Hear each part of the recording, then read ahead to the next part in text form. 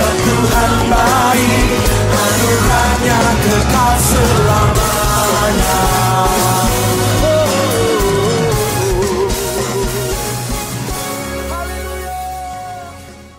Shalom, selamat pagi. Mari kita berdoa. Bapa kami di surga, kami bersyukur Tuhan karena anugerah-Mu di dalam kehidupan kami yang tidak pernah berubah. Perbuatan-Mu di dalam hati kami dan kehidupan kami Tuhan tidak pernah membuatkan kami lupa akan Engkau. Biarlah Tuhan Engkau menjadi yang terakhir dan di dalam kehidupan kami. Terima kasih Yesus, dalam nama Tuhan Yesus kami berdoa. Amin. Mari jemaat Tuhan kita menyanyikan Tiada Seperti-Mu.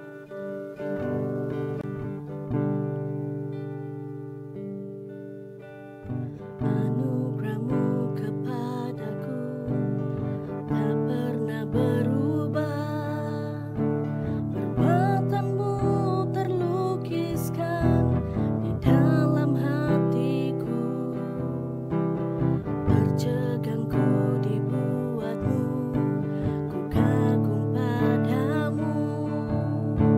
Tak ada hal di hidupku yang luput darimu. Kau indah, Kau mulia, tiada seperti-Mu.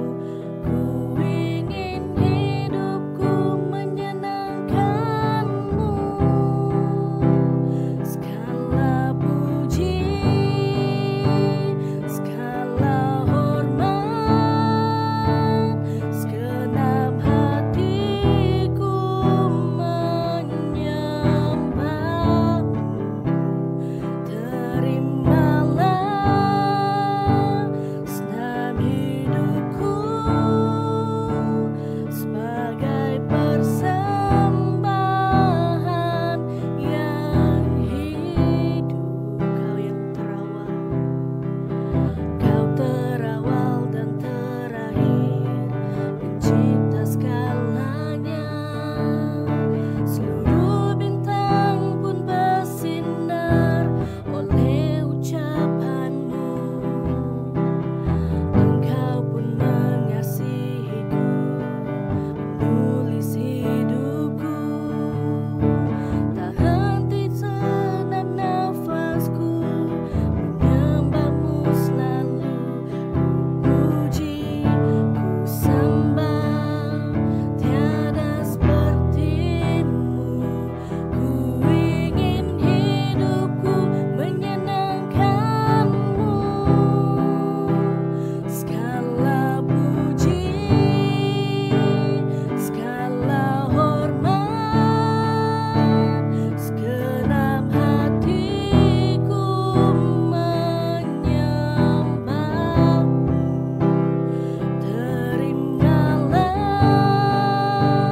senam hidupku sebagai persembahan yang hidup. Sebagai persembahan yang hidup. Sebagai persembahan yang hidup.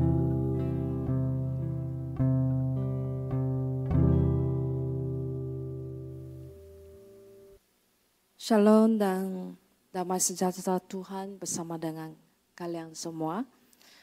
Saya masih ingat waktu saya sangat muda, ketika saya mengintip melalui tingkat di hospital, nursery, hospital, dan melihat bayi yang baru lahir buat pertama kali. Oleh sebab saya masih kecil, saya terkejut ketika melihat seorang anak kecil yang berkurap dengan kepala tanpa rambut dan berbentuk kong. Bagaimanapun, ibu bayi yang berdiri berdekatan dengan kami tidak berhenti untuk bertanya kepada semua orang, "Cantikkah anak saya? Cantikkah anak saya?" Saya teringat saya pernah juga menonton sebuah video bahawa seorang ayah dengan lembutnya menyanyikan lagu You are so beautiful. Kamu sungguh cantik kepada bayi perempuannya. Bagi ayahnya, anak kecil itu adalah hal yang terindah yang pernah dicipta. Adakah Tuhan juga menganggap kita sebagai cantik? Efesus bab 2 ayat 10 menyatakan bahwa kita adalah ciptaannya, adalah karya agungnya. Kita mungkin berasa susah untuk menerima bahwa Dia sangat mengasihi kita ataupun mempercayai bahwa kita sentiasa bernilai di matanya. Tetapi Tuhan tidak mengasihi kita kerana kita layak untuk mendapat kasih-Nya. Dia mengasihi kita kerana Dia itu kasih. Dia tidak pernah memilih warna kulit, ketinggian seseorang, umur atau kecantikan seseorang. Tidak, itu bukan yang Tuhan mau. Dia mengasihi kita kerana Dia itu yang kasih. Kasih Tuhan itu adalah salah satu rahmat. Dia menunjukkan kedalaman kasih-Nya melalui pengorbanan Yesus. Apa yang telah Dia mengasihi kita? Dia telah mengkorbankan, yaitu Yesus disalibkan di atas kayu salib kerana Dia mengasihi kita. Semua manusia yang berdosa, yang hidup di dalam kegelapan, Dia menghidupkan kita semula bersama-sama Dia apabila kita mati secara rohani dan kerana dosa kita.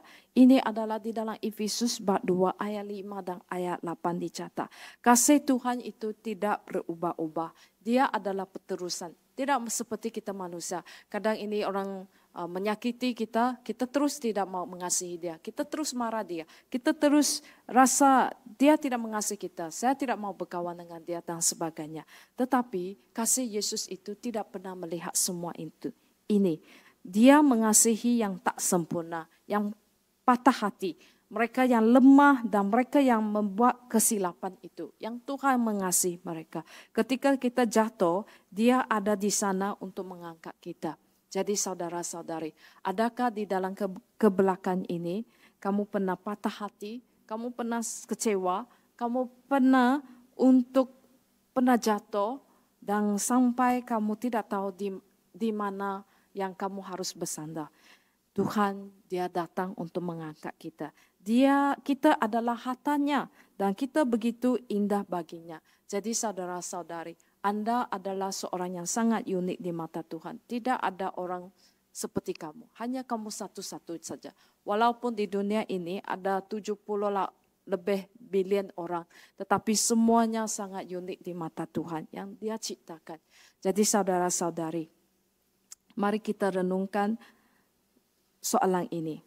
Apa maksudnya mengetahui bahwa Tuhan itu kasih?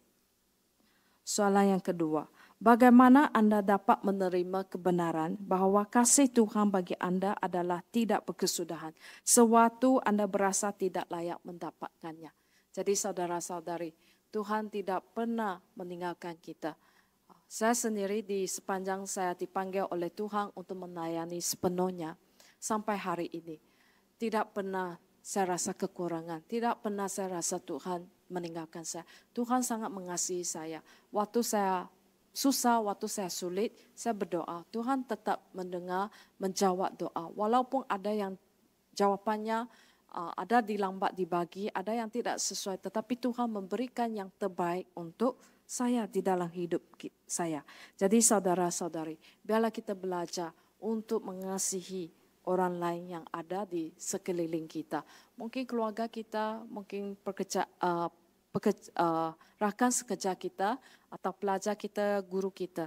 Biarlah kita penuh dengan kasih untuk menunjukkan kepada orang lain. Yaitu sebab Tuhan itu memberikan kita yang terindah, yang terbaik. Makanya Andalah wonderful di mata Tuhan. Biarlah saudara-saudari kita sama-sama merenungkan dan mempraktiskan hidup kita. Biarlah Tuhan terus memberkati Anda kalian. Mari kita sama berdoa. Tuhan Bapa, terima kasih kerana kasih-Mu kepadaku. Tidak pernah kurang. Kasih Engkau sentiasa berterusan. Kerana Engkaulah Tuhan yang sungguh baik. Begitulah hidup kami. Agar kasih Tuhan Yesus ini kami boleh terus juga untuk berkongsi untuk menghantarkan kepada orang yang perlu waktu saat ini. Tuhan, pakailah kami sebagai salur untuk mempimpin bersama dengan orang yang perlu. Inilah doa kami, hanya di dalam nama Tuhan Yesus kami berdoa. Amin.